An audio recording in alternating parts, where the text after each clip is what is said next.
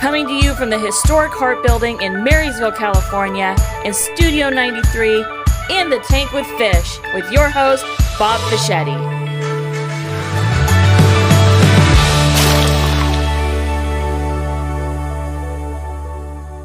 All right, we're back.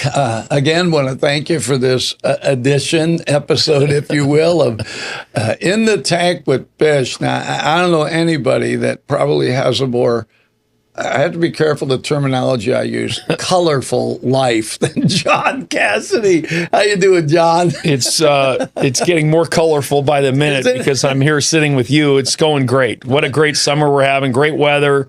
Rivers are full. Lakes are full. Man. Life is good. Yeah. Yeah. So here's what I want to do today. I want to talk about John Cassidy. Where were you born and growing up, and then I want to talk about connections you've made. I met you as a businessman. I met you. You were the CEO of Sierra Central, and then you had something else that you did with All Savings and Loans or credit unions or something that you did. But I want to start off with young John Cassidy. Where did you grow up? I grew up in the city of San Francisco, 3 blocks from Kezar Stadium, where the San Francisco 49ers made their home for many decades. And if you like splinters in your rear end, that was a great place to watch a football game, or you like to be freezing cold because the wet blanket of fog in the Sunset District would cover you. And then you'd get maybe a half hour to an hour a day of sunshine, and then it'd go right back to the wet blanket of fog that would immerse you. I grew up in San Francisco. I was fortunate enough to be in the city at a very interesting time. Yeah. I saw, many, many great things. Loved the city at that time. And I grew up also, 3 blocks from Haight-Ashbury. So I got to see the whole metamorphosis, the whole summer of love, if you will, which really wasn't the summer of love, but we can touch on that later. It was kind of a mess there. Yeah. But the media kind of gave people a different perspective than the reality that was on the ground. That hit. And but a great city, has a lot of character. Hopefully it's making a turnaround because it's had some struggles. Everybody knows about that the last few years. But growing up there at the time I did was phenomenal. It's a melting pot city. My parents came from Dublin, Ireland. To make a better life, both of them from Dublin, to make a better life. You are totally Irish. Oh, yeah. Yeah. My uncle had probably the Irish bar in San Francisco for 37 years called the Dover Club, kind of a political bar. You'd have Mayor Frank Jordan, Senator Quentin Kopp, the Mitchell brothers, a couple of dock workers, a couple of cops, firemen. It was a really melting pot bar for many, many decades, and he was quite a character. His name was Patty Nolan.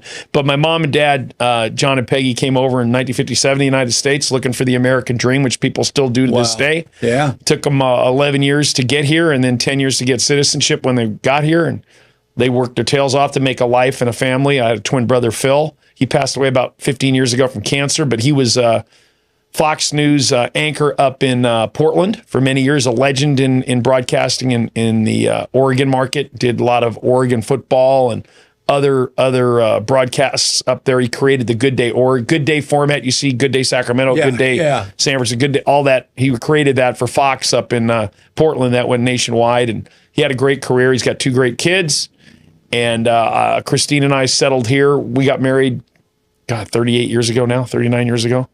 And we got married in Ukiah, my wife, Christine, and we settled here in Yuba City in 1985. And she's really the backbone of the family. She's the one with the brains and all that. She puts up with me. Why she puts up with me, I don't know. I actually said that to her. I saw her at an event, and I said, I have the utmost respect for you. I think she's like, yeah. It's like she knows, right? And it's like, but she's heard it a time or 10. You're very intense. You're very creative. And now you just told me about your twin brother. So apparently both you boys were very creative. Yeah, I was way better looking, but yeah. Of course you were. Of course. But you think about that. You think about your upbringing, but something happened. You mentioned he was in sports, and you guys live close to Kezar. So when did you guys decide that you wanted to be involved in sports? Well, so it was beyond just watching it. Yeah, and I have a sister, Patricia, who's a banker down in Morgan Hill, and actually works in the credit union industry. And she played basketball at St. Mary's University, and she was a really good athlete. And but we grew up in the Sunset District of San Francisco, which was 49er, Giants, and at the time San Francisco Warriors before they left and Back went in to the good days. Oakland, and then came back to San Francisco recently. But, we were immersed in a melting pot area, and soccer was a big international, which still is the international sport. Well, when you're in a melting pot city where you have people coming from Germany and Italy and Mexico and Spain, and even the Japanese and the Filipinos played soccer. So you had districts that, and in the grade schools we went to, you had a lot of sports, and you had CYO and PAL and baseball, soccer, basketball, you name it. Sports was a big deal for kids growing up in San Francisco, and you represented your districts or your schools. But soccer was the melting pot sport, right? The Irish played with their groups against the other nationalities. Yeah. And Beach Chalet is still a famous soccer pitch right on the edge of Ocean Beach, right at the end of the Sunset District, right on the ocean. It's an amazing facility that's been a melting pot athletic field forever. But then you had Big Rec next to Kezar, the baseball fields, which they still play all the high school championships on. And so, just a lot of sports growing up, listening to Lon Simmons with the Giants and 49ers. He was their main broadcaster. He was the legend. In fact, he's in the Hall of Fame at Yuba College. Ironically, he started his broadcast career right here. And bigger than life person who, my mom ended up hating his guts because we would be glued to the radio listening to most of the games on the radio because you didn't have TV coverage like you do today for everything. Yeah. And so radio was big. Oh. I still love listening to baseball on the radio. Oh, sure. Don't ask me why. I mean, you'd think, don't you want to see it?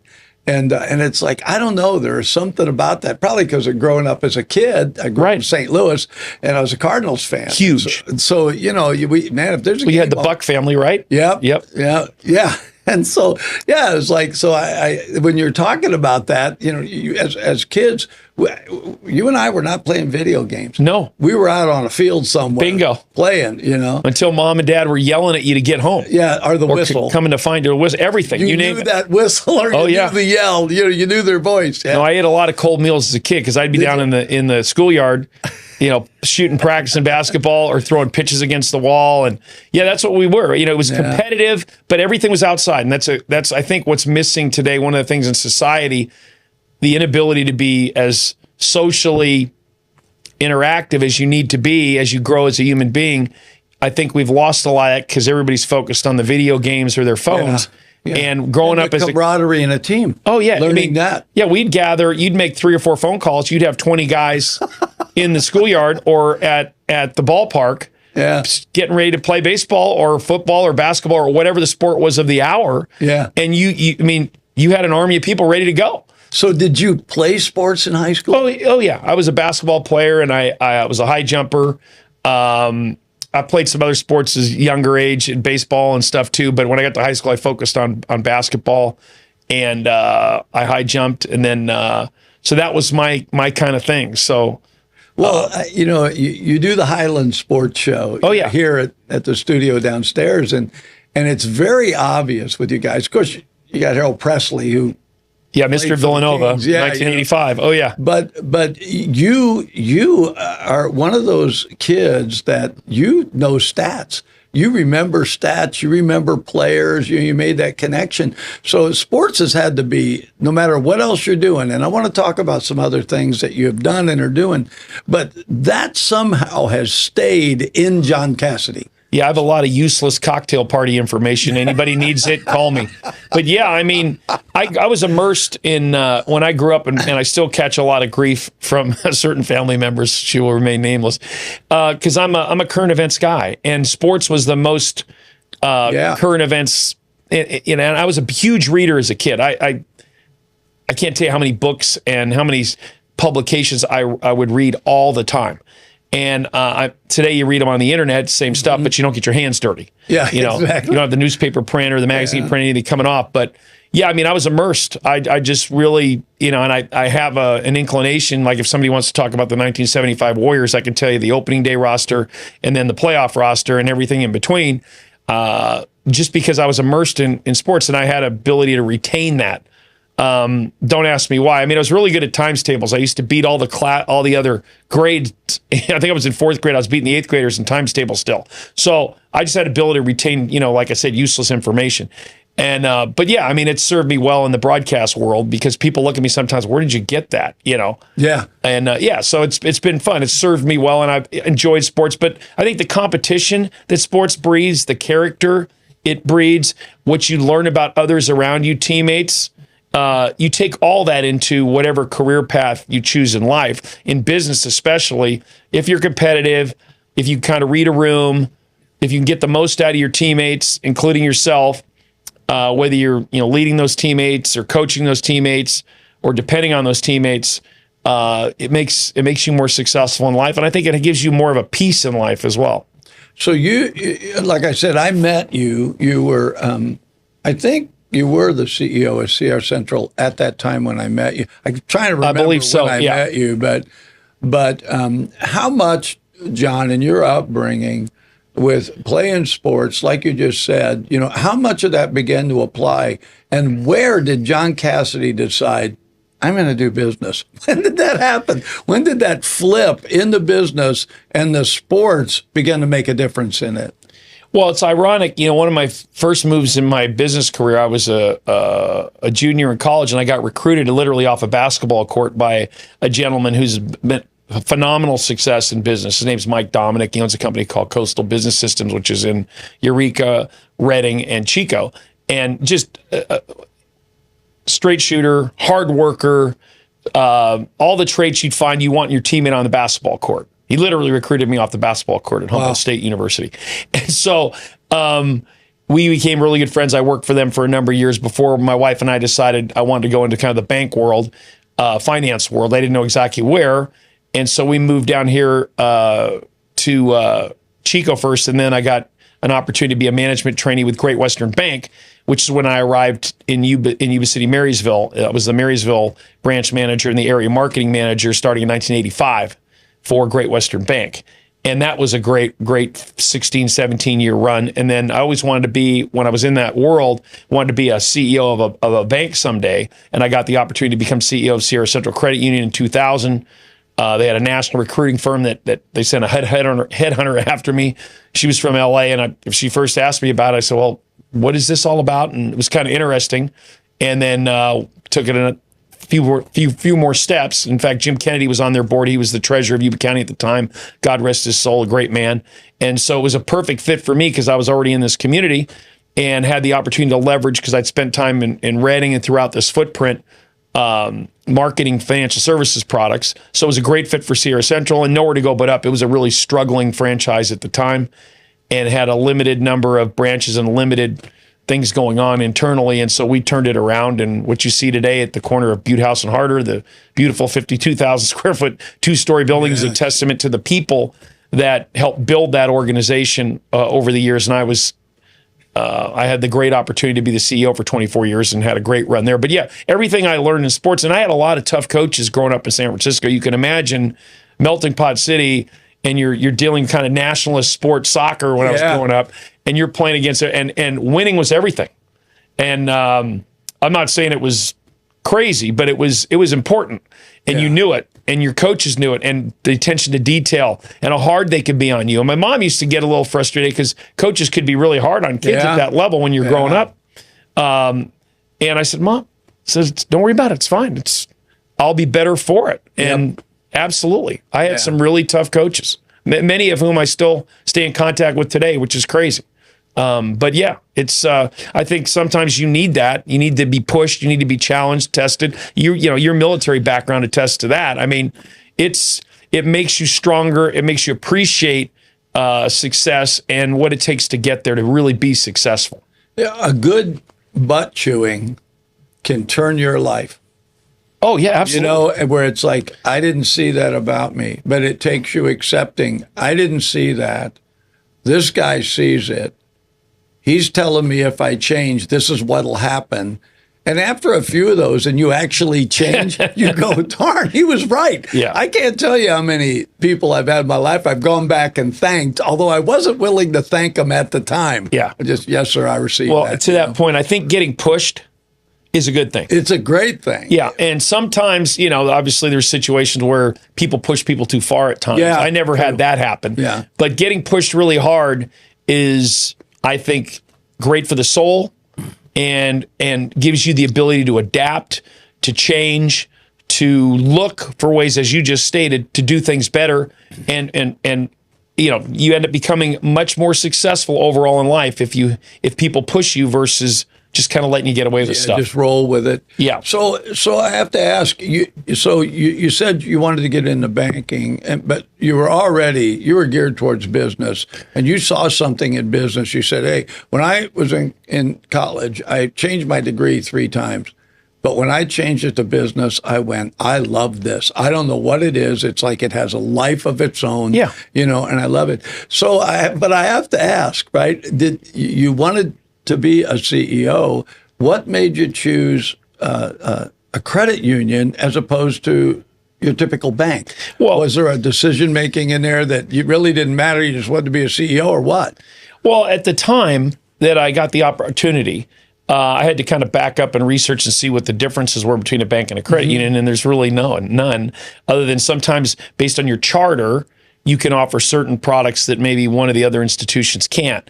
But but you're in the banking business. You're just under a different charter, a credit union charter, where you have membership issues versus a bank charter where anybody from the public can walk in and open an account. And those rules have changed over time. And so credit unions are more bank-like than they used to be. Credit unions start out with people in binders. 15 people would meet in a room, and once a month they'd approve loans for people. They'd pool their money and help each other because the banks weren't addressing the need for many basic consumer loan products, and people just started doing it on their own. And that's kind of how credit unions evolved. It kind of reminds me of It's a Wonderful Life. This little savings and loan. Exactly. Right? We've got these guys loans. It said, I don't have your money. It's in Joe's house. That's the second time you said savings and loan. I don't think there's too many people in the audience to even know what a savings and loan is anymore. But you know what I mean? It was like they were meeting a need that nobody else was. Right. Well, and Beale and Sierra Central started at Beale Air Force Base, 12 airmen up at the Brownsville Women's Club with 2 6-packs of Budweiser, and they created their charter in 1955. So that's how it started. And, and I think they each put in $100. They had $1,200 to loan to other airmen for different reasons in the beginning. Wow. And now Sierra Central's $2 billion. Gosh. $1,200, $2 billion. Yeah. So there was a parallel in John Cassidy's life, right?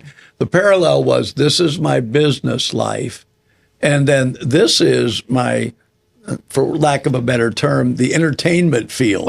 And so at one point you were doing a sports show with Comcast, but you were also doing a community interview show. Yep. Right. So where was that? Did that fit in with? Well, when I was in college, I did a lot of broadcasting. And obviously my twin brother ended up, being a major market broadcaster with Fox. I have a DJ job. Yeah. So I don't know if you want me to DJ, but Volare probably won't make it. But you can play whatever you want. Oh yeah. John. We'll get some good country music, some Tyler Rich and Nate Smith, all that stuff. Yeah.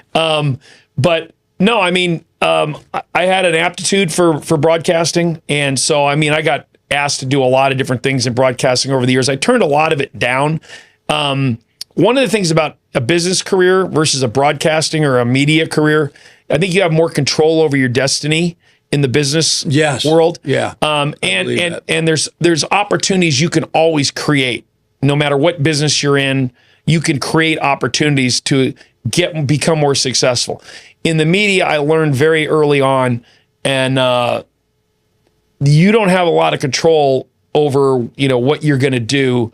And it can be very frustrating. And I knew people in the media sphere, and I wanted to have a family, and I wanted to, be able to spend time with my family. I didn't want to have to worry about someone else making those decisions for me all the time, because it's not like you can turn on, open your own TV station or radio station in those days. It took a lot of money, and it still does, John. It does, yes, as you well know. But we're a nonprofit. Just saying, John, that was a shameless. It's not cheap, and there's a lot that goes into it, and frankly, there was limited paths because it was it's a very controlled arena, right? So in business, you can do more, but I always had an inkling for it. I enjoyed it, and so I kept it as part of my repertoire, if you will, of business skills. And I would, I used my talents in that area to promote the businesses that I was involved with and causes that I was associated with. So it worked hand in hand. Like when we did the Sierra Central Sports Roundtable, now the Highland Sports Roundtable, we did it for 11 years. It became the first real studio show on the Comcast Sports Network, but we started on ESPN2 when they started. We moved over to Comcast, which we knew was becoming NBC Sports Bay Area. We were on for 11 years. Wow. People all over the region would come up to us all the time. When we took it off the air, I think in 2010 or 11, and 2011.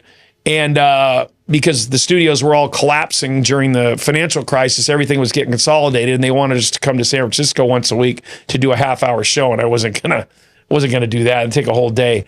So that show was hugely successful. It was on their national network. Became their first studio show, which you see all the stuff, the Giants the Giants shows, the 49ers shows, the Warriors shows, the Sacramento Kings shows. We were the first one to do any of that in the whole Bay Area Sacramento market. So we're proud of that with Harold Presley, Franklin Edwards, Scott Marsh. They're all involved in the Highland Sports Roundtable still. We basically turned that back on in 2024 like we'd never left. And done our 27th episode now, the new version of it. Gosh. And it's been great. And we added Gary Gelfand from Fox 40, a CNN Emmy award-winning sportscaster. So we're having a lot of fun with that. But yeah, I mean, I just felt like I could marry the two. I did Sacramento Kings radio broadcast. I was a sideline reporter for them for games for a number of years when the Maloofs owned the team. And that was really, really fun too. And it was great exposure for the credit union because I would make sure that, people knew that I was associated with Sierra Central while I was doing that. And it helped create our brand, make our brand bigger in the marketplace than really our asset size would say, but we grew into our brand. That was my strategy, and it worked. And so anyway, I just was able to combine those skills and talents. And I think in business, like growing up very competitive in sports, you have opportunities that you can create and you can be competitive. Yeah. And I think that's part of the spice of being in business. I feel like, in a way, that's what we're doing here. And that's why early on when you and I had a conversation, we talked about different avenues we could go down. And when I told you I wanted to build a TV studio, you were like... You're on it. You were like, I want to do a show. And that's when you began to tell me, look, this is what we did on Comcast. I had Kurt, and Kurt had actually... been involved, yep. Been involved in that. And we felt like, and I was really... glad because you and I could have that dialogue that I honestly feel, John, we need this in this area. In the Yuba Sutter community, no question. I appreciate that like Fox 40 has picked up your Roundtable Sports, your Highland Roundtable Sports, and I'm very grateful for that. But that's shot right here. And I feel like it's easy for me to say, John, do whatever you want to do. Use a studio. And I remember you talking about, this is the way I want the show to go. This is the banter. And I've told people, they don't even have to be a sports fanatic to watch your show and be entertained because you get it. And it's very obvious you four men enjoy it. You guys are having a good time. Yep. And so I think that's critical. Here it is. And now that I'm listening to you, you're able to combine your love for sports, your business sense, and your broadcasting.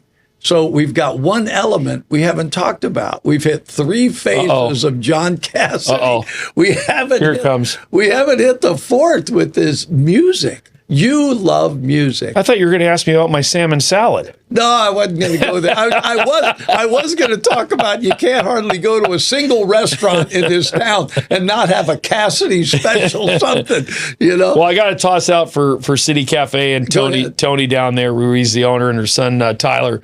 Yeah, they've done a great job of keeping that. I mean, that's in Yuba City proper. That's one of the best restaurants, if not the best restaurant in Yuba City and the whole region. And then you've got, obviously, Pasquini's is legendary. But, they have a Cassidy special. Not yet. I've been working on Angelo. He said there's no Irish pasta. So maybe some corned beef pasta. Something out of potatoes. That's right. But the Cassidy salmon's a great story. 25 years it's been on the menu there, lunch and dinner. And it's a great story when Jeff Boutillier, the original owner, and I created that one afternoon over too much wine. But we got in an argument over that, but it worked out pretty well for everybody. So, but music. I've always been a huge music person. Probably growing up, the Irish love music. Yeah. My parents love music. Yeah, absolutely. And in fact, they'd have every Saturday morning the Irish show on in San Francisco. and they'd be playing Irish music, and so Irish music was kind of the first genre of country music. The fiddles and all that stuff. Yep. So that kind of came through the Civil War period. Actually, so a lot of that came out of there, and then the bluegrass stuff was pretty much Irish fiddle stuff. And but anyway, I mean, I grew up in the Bay Area, obviously a music mecca, and in the '60s and '70s, growing up in San Francisco, Tower Records, and then all the concerts at the Polo Grounds, at the Bandstand in Golden Gate Park, and then Winterland with Bill Graham. I mean, it was kind of music center for that era of rock and roll. You had all the Fillmore, Fillmore West. I mean, you had so many incredible music enclaves where everybody from the Doobie Brothers and I had the good fortune of Pablo Cruz, getting to know Corey Lirios, the founder, and Steve Price, the co-founder, and they played 2 concerts for me up here. And who would ever thought? In fact, I almost got them to play for me in high school, which is a kind of a funny story, but they were huge. Journey came out of there. I mean, Fleetwood Mac, Stevie Nicks, San Jose State. I mean, some of the biggest art. Peter Frampton Comes Alive. The majority of that was shot at Winterland, and the number 1 live album of all time was Frampton Comes Alive. But there's a Tower of Power out of Oakland, and Creed's Clearwater Revival. Their sets, they created all that stuff in a storage shed in Oakland, California. But see, everybody thinks they're from Louisiana and the Bayou because of the music. They're Bay Area. Boss Skaggs made his name in the Bay Area. I mean, you're talking about, music. Huey Lewis. Icon. Yes. I mean, it never. Go on and on. It never ends. But so I was surrounded by great music. And I think growing up in the late 60s, early 70s, the transition from kind of the 60s folk rock to then heavier metal stuff and all those, Led Zeppelin. I remember seeing them in 1977 at why am I at the Oakland Coliseum? These people are out of their minds. But I mean, that was it was some period of time there, and that music is the Eagles. All that stuff still resonates today. I've become good friends with Dave Mason over the years. We just disagree. He played with Fleetwood Mac. He had the album of the year in 1976, Let It Flow, with We Just Disagree on there. Only You Know and I Know. I think it's the most recorded song in history by different artists. I think it's been recorded 51 or 52 times. It's just, I've always had a love for music. And do you actually play music? Because I played a little guitar in college. I sing, but not very well. Virgil Atkinson always brings me up when they want the bars or the restaurants to close. So I'll sing a few closers for him to get everybody out. You're the last call. Yeah, so I'm the last call, so they can get the last call. So they get the last person out of there. Though I did get $50,000, and I give Tyler Rich bad time. I got $50,000 to sing one song. What? So, yep. $50,000 cash to sing one song. Actually, in fact, I got a marriage proposal in front of my wife from another woman when I sang that song also at the Ritz-Carlton in Laguna Beach, Laguna Niguel, Dana Point down in Southern Cal. I certainly can go into that story because the gal asked me to marry her. It's kind of a legend. So that's funny. It was pretty exciting. You never know what. And I didn't even know who she was. Right. I didn't know who she was when she asked me. I had no idea who she was, but I brought her to tears. So, but you said no. I had to. Christine was standing right there. Yeah. Smart move, John. Yeah, got one right there. Way to go. But actually, Christine made me go back and get her autograph after everybody told me who she was, because I didn't know who she was. That happened. But you. It was Fergie, by the way. Oh, really? Yeah, from the Black Eyed Peas. Yeah. Is that right? Black Eyed Peas? Yeah, Fergie. Yeah. So she's a very nice lady. So you've got just all these different pieces that you've been able to put together at this time in your life, probably having the best time ever. If anybody knows your Facebook, they know that you I never post. Yeah. You love the lake. Yeah. Oh, you Shasta are Lake. A lake guy. Well, I spent a lot of time in Redding over the years and fell in love with the lake. Been going on houseboat trips for 40 years. Then we've owned our own for the last 8. Yeah, it's just a great spot up there, Bridge Bay. But you've been involved. We talked about, mentioned Tyler Rich. Yeah. And you've been involved in his career relationally. You know him. And you've kind of watched Tyler evolve. And somehow John Silvertongue Cassidy was able to talk Tyler into doing a thing that you do called Event. The Event. The Event. Not Sorry, event. Not a event. Not a event. The event. And which I've known about since its inception and dialoguing with you.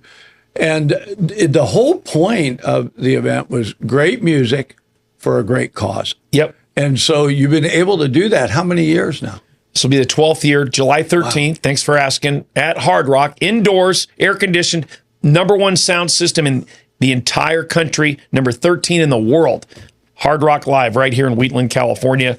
Hard Rock Live Sacramento, but it's located in Wheatland. Yeah. But I got to give Tyler Rich so much credit. You want to talk about an incredible career, incredible talent, perseverance to make it in that industry from Yuba City, California, to have platinum albums in Nashville. That's incredible. Great story. Has had to overcome a lot, including COVID right in the middle of his ascension as a country music star. And he is a country music star. He just did a bunch of stuff, CMA Fest again, back in Nashville where he lives. He's lived there for a number of years now, 12 or 13. Plus, Tyler has great taste in athletic teams because we're associated, which I didn't know until I met him, Giants and 49ers. He's huge. And he plays, in fact, he's playing a concert at Oracle during a doubleheader, in between a doubleheader, July 27th. At Oracle in San Francisco. Again, he's doing a concert there in San Francisco. Well, we shot a live show, the sports show at Happy Viking. That's correct. Chris and Sandy Drown, rock stars. You were able to bring Tyler on the talk via video. Via video, and that's when I was sitting there and I went, this guy loves sports. No wonder he's connected with Cassidy. Well, and his and Tyler's good friend. Ironically, they were at Yuba together at the same time, Yuba College. A big plug for Yuba there. Festus Ezeli, who was a center on the 2015 Golden State Warriors' first championship team with Steph Curry. They won in 75, but the first modern day one with Steph Curry, Festus was a center. He's another incredible story out of Yuba College. I didn't know that Tyler and Festus knew each other. Yeah, they're good friends. Oh, yeah. Yeah, and they have mutual friends in the music industry, too, which is kind of ironic. The world is a very small place when you start connecting networks and dots and people. It's pretty amazing. But Tyler deserves a world of credit. Can't thank him enough for believing in what we're doing. He's a really soulful dude. And he's big with, he has his own foundation that deals with animals and helps get homes. Rich Rescues is his foundation to get animals rescued from pounds and what have you to get them homes, long-term homes. And he does a great job, and he's a big supporter of the canines here that we help out when they're post-police career. Through the event. And they get some, bulletproof jackets when they are in service. And then this year we have TIP, Trauma Intervention Program, which is amazing, and the Enterprise Rancheria community fund, which helps people. Tons of young people. So great, 3 great causes this year. We've had a bunch of we raised over $300,000 net for charities through that 11-year period. Now 12 years coming up, July 13th. You can get tickets at Hard Rock Live. Go online, and it's going to be a great concert. Dawson Anderson coming back once again, formerly of Temecula Road. His band is amazing. It's going to be a great Saturday night this year, July 13th. Concert. Well, I'm amazed because you connect these things, but it's, nobody, I don't think anybody could accuse John Cassidy of it's just a business deal because it's not who you are. You really love the music. Oh, yeah. You really love helping people. It's like the event wasn't just, it's just a business thing. But your business background, your ability to network, the connections, all the things you've learned, they come together to do a project like this. And I don't know if I'm letting the cat out of the bag, but you said that you're about done with this one. You want to hand it off and then go do something else. I'm not done with it, but it's a lot. It's a lot of work. Yeah. And now with Hard Rock in place and Mark Bertha's team out there with Randy Maddox, Megan McCarthy, Jared Hipp, a bunch of great people. That's their business. They're in the backyard. They got the number 1 spot. And the tribe, they need a vehicle to really keep giving back to the community. So the event becomes one of those vehicles for them. I'm 64 going on 65, and it's a lot of yes, I am. It's a lot of work. I have the hairline of an 80-year-old, but it's a lot of work to keep doing that every year. And the opportunity for Hard Rock to kind of take it over, or the Enterprise Rancheria to take it over, it just makes more sense. It's a lot easier. And they're the pros from Dover. Let's not kid ourselves. They do this, do this week in, week out. And they have amazing artists out there, from the Doobie Brothers to Smokey Robinson to Adam Levine to Diana Ross. Who they haven't had is really the list you need to look at, because they've had everybody. And every weekend they do something great at Hard Rock Live. And that whole Hard Rock development has been such a catalyst.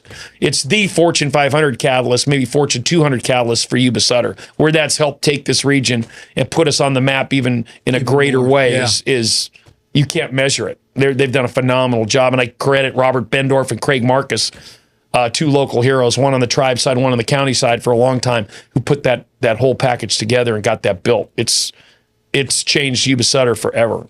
Proud of those people. I have had the privilege of meeting your incredible wife. Oh, Christine, yeah. Yeah, she's the bomb. She's a rock star. She was a senior executive at Venice Rideout for a number of years, 20, almost 30 years. So what kind of children do John and Christine? One child. Yeah. We stopped. We got it right. So we said, no, we're done. We're good. When you get it right, you're done. Yeah. Shannon's done a great job. And she's involved. What does she do? She's involved in the local community as well. And she was a nationally ranked tennis player, played at University of Arizona. Amazing. And she was one of the best 3-point shooters, female, ever in the Sacramento region. We won 2 championships when I was the head coach with the varsity at Yuba City High School. And I think it's the last winning seasons they've had. And this is back in, I think, 04. Is that right? I can't even remember now. Maybe 08, whatever. I think it's 08. So we won back-to-back championships, Sacramento region. And she was a really good basketball player. Great person. She's got a master's from UOP in business. And does she live she's a local? classic. Oh, yeah. Her and her husband, Sean. Sean's a teacher at Berry School, 8th grade, does a great job with kids. Kids love him. He's a perfect teacher. I mean, he just does a great job of holding kids accountable, and they love him. So, yeah. It's a great family. 2 grandkids, Leighton 5 and Ellie 3, and they're just loving life. And their eyes just get a little bigger every day. Yeah. They see more and more things. And you were telling gotta chase them around the block. Leighton just graduated preschool. Oh, right? First graduation in the book. Yeah, my Stephanie Pasquale does a great job at, as you know, New Adventures, and she puts on quite a graduation ceremony. So, congrats to her retirement, by the way. Yeah. Oh. I didn't know she was retiring. Yeah. Yep. In fact, when I first got in the banking business in 1985, one of the first persons I met was her husband, Mike. So, yeah. It seems like, John, your quote-unquote retirement just freed you up to do other things that you like. Yeah. You're doing what you like. I am. If you want to go to the boat, you go to the boat. Yeah. If you want to get involved. So John Cassidy is still using all the different things in his life. Trying to. But trying to. Yeah, I need to slow down a little bit. But I will. But on that note, one of the projects I'm involved with, and again, the event, July 13th, please don't miss it. It's going to be phenomenal this year. You want to be there for Tyler's new songs. Incredible. But I was asked to help Yuba College. I was going to ask you about that because you've got all these different skill sets. And then one day you talked to me about Yuba College. And I had talked to Tawny Dotson, the president of Yuba College, a rock star. Yeah, I had talked to her, and we throw around the term rock star, but in this case, fully applicable. Yeah. She's a dynamo because she's ex-military. She is and current reservist, but she gets it done. She gets out there. Yeah. So you now are not that you haven't been involved in education, but this matters to you. The changes that are happening in education. I don't know if that happens with John as we get older. Like you got a grandchild that's graduating. I mean, you're like thinking, what about their future? How much of that is played into your desire to help Yuba College? Well, so I came through the junior college system. I went to Butte Junior College for a couple years and had one of the greatest experience you could have starting out in college. And I have a lot of friends that emanated from there that have been very successful in life. And I've had the good fortune for 24 years to be the MC and help sponsor the Yuba College Athletic Hall of Fame every year. Oh. And when you hear the stories of these athletes where their lives were changed, they were set on a direction, you made that point earlier, in life that made them successful. And you hear the passion and you see the tears and you see the family members and you hear the stories and how they evolved and how they found direction, all these things. It's such a critical period of time. And when you see what's going on around the country on college campuses, it makes you stop and think, where are we going as a society? And, where are the skills being taught? Where is the critical thinking skill coming from? How is that being evolved? How is it being taught? What's being taught? So it's very important that, in Yuba College, I've seen the presidents here come and go, and there's been some really nice people. But Tawny has stepped out into this community in the last 4 years at an unprecedented level. Rod Bilby was the interim for a number of years. He did a great job as the athletic director and the interim president. But Tawny, as the full-time president, has been the face of that college and this community now for 4 or 5 years. She's done a phenomenal job. And she's made remarkable changes at that campus out there to enhance it and improve it. And there's kind of some final pieces that need to get done. And we're going to raise that money through the community to get some things finished that need to get finished out there to help get the college to that next level and keep it there.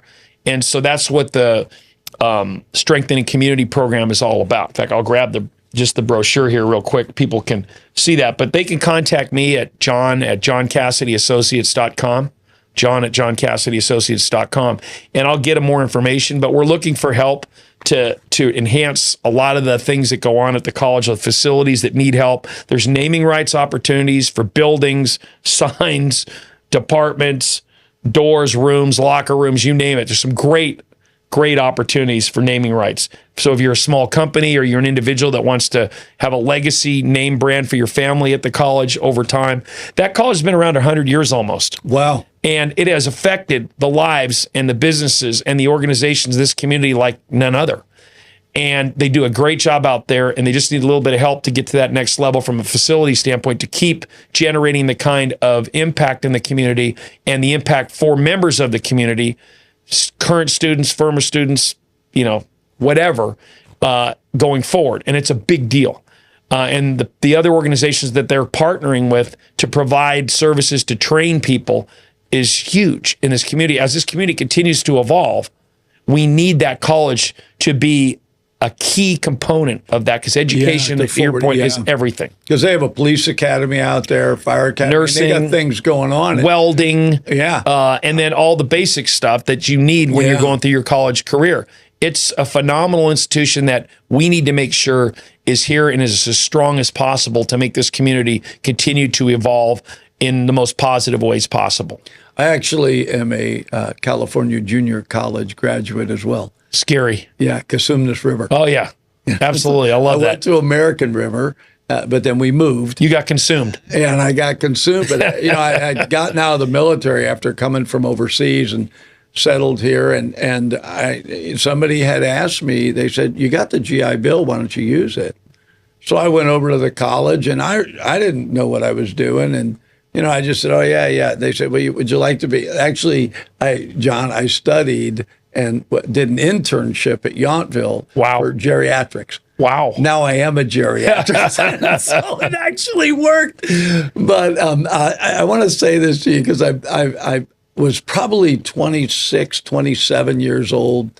And this doctor, he walks me into this room, and everybody is either laying in a bed or in a chair, whatever. And he said, I'm going to give you a piece of advice, son.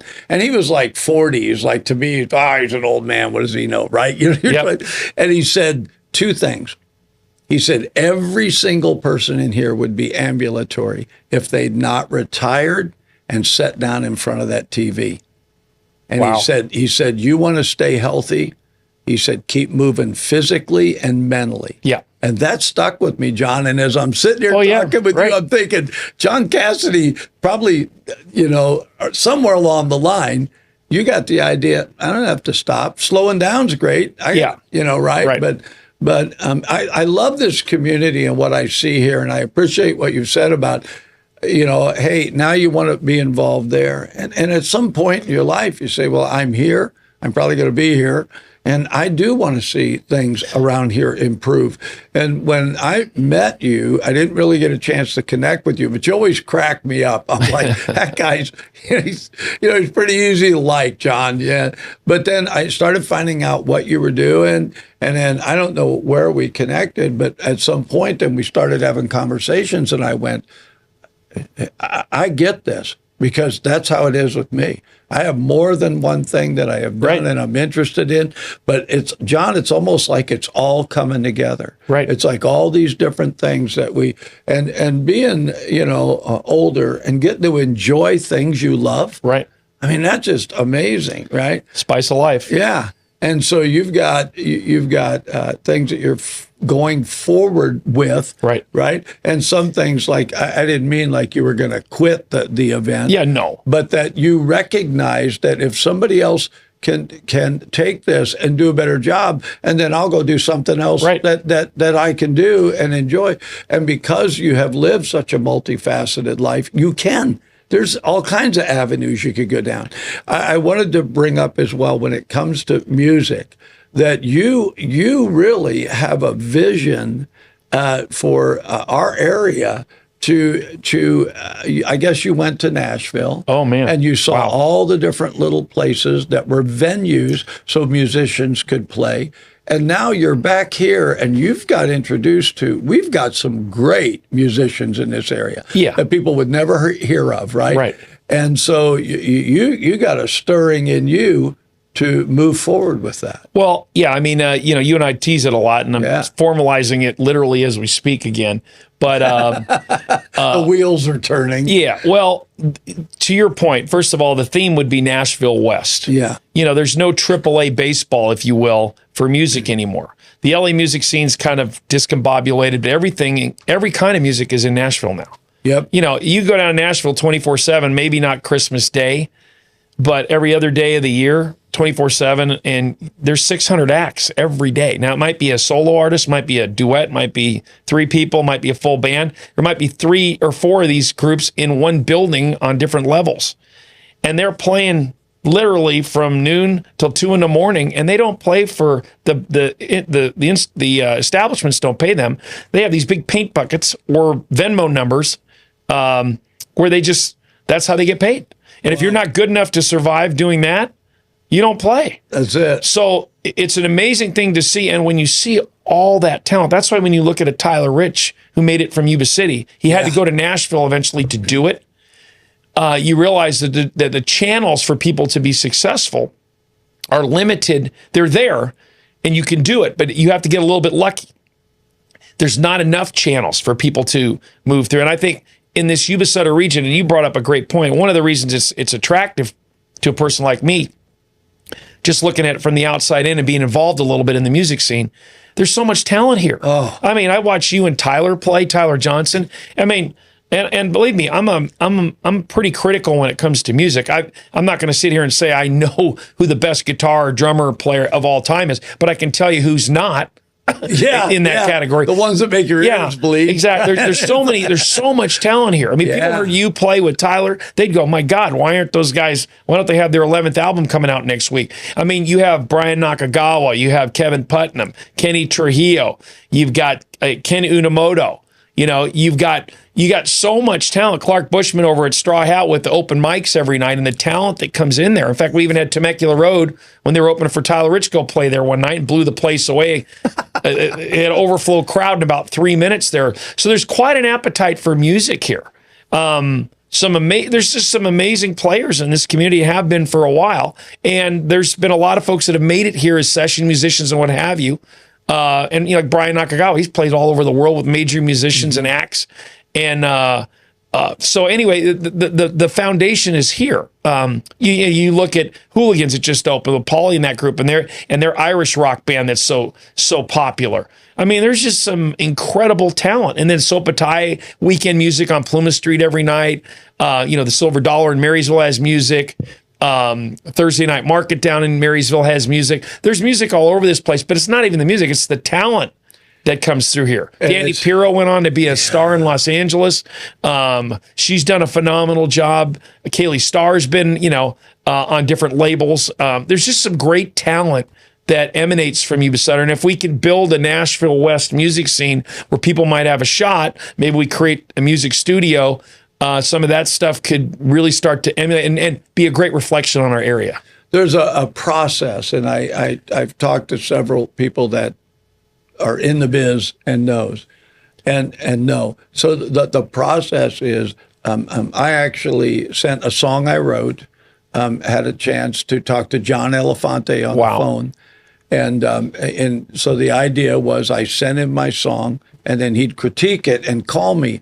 Well, John's Italian, and we spent 4 hours on the phone talking about growing up Italian. And then finally he said, well, I guess you'd like to know about your song, right?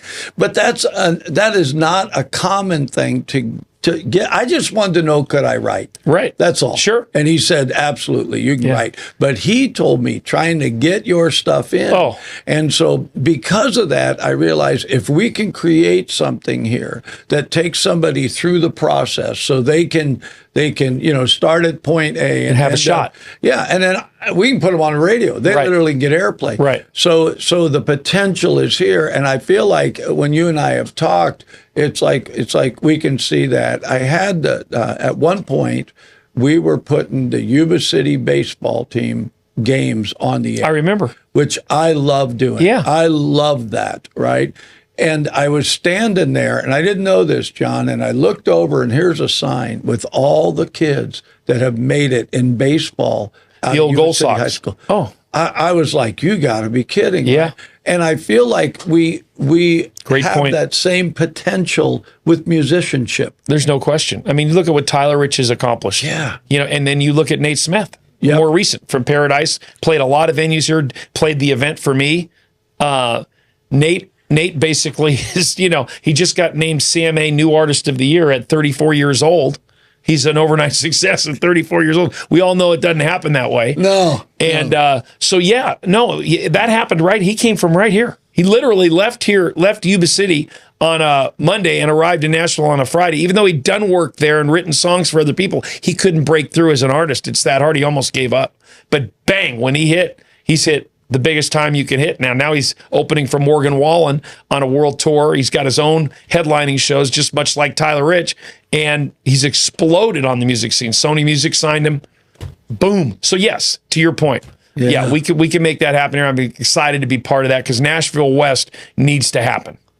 So, folks, I know that it makes you nervous that John Cassidy and I would be in the same room together, yet alone, right?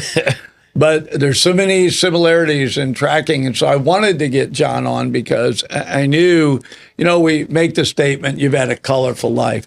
But I really think you've had a very productive, right? So far. You've been so far. We believe it's going to continue to be. But I just think that you're one of those guys that you can see things, right? But you're a team player. You are an absolute team player, right? You're not a micromanager, but you know good stuff when you see it. And so your insight has been pretty good. People say hindsight's 100%. But, John, you've had some great insight. And I believe that you're not slowing down. I mean, you'll slow down. You and I are going to slow down physically, right? Yeah. So I'll take Already a nap, right? We'll take a nap, right? But as far as loving this community, wanting to see more happen, wanting to see opportunities for young people. That's the reason you jump on the college, wanting to see kids be able to go to college, learn some critical thinking, be able to push forward. The people in the sports field that you can say, hey, look, don't give up. Maybe you're on the track team at one of our local high schools, and then you get over to Yuba College. You need to know that you can make it out of here. And now thinking the same thing with musicians. People have grown up here. I've had kids say, I can't wait to get out of this town.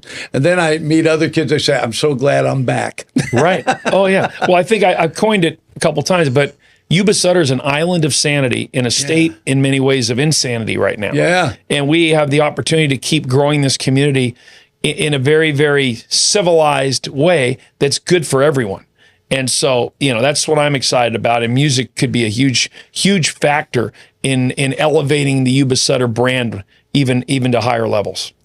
So this is a first as well, and that is John Cassidy just went through a complete 45, 50 minutes without trying to make fun of me once. I'm shocked. It's your show, though. Yeah.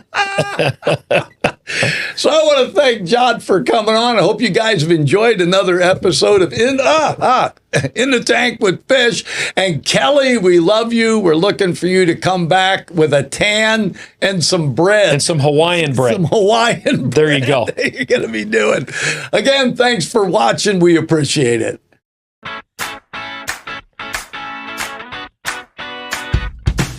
Hi, my name is Denise Landis, and I am the owner of Edible Memories Bakery here on 3rd Street in downtown Marysville. We facilitated the market every Thursday on 3rd. We have food trucks, vendors, and live music every Thursday from 3 to 7:30 here on the corner of 3rd and D Street in downtown historic Marysville. Our vision was to bring an atmosphere of community, and that takes you coming out and joining in the fun with us. We hope to see you here.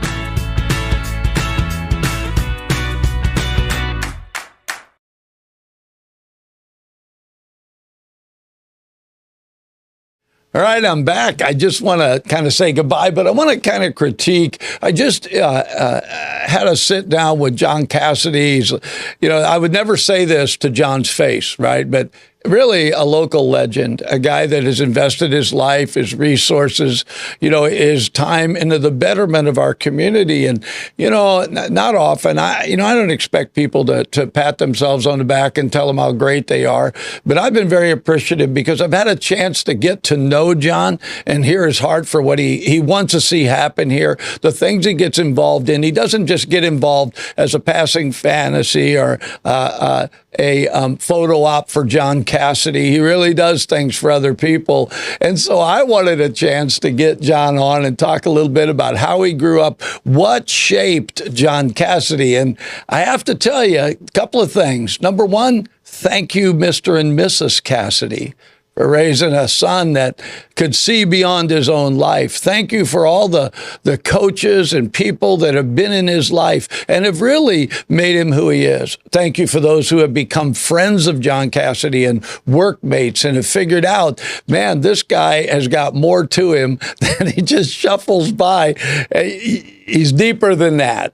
And then finally, thank you, community, for the things that John has put forward and we've supported.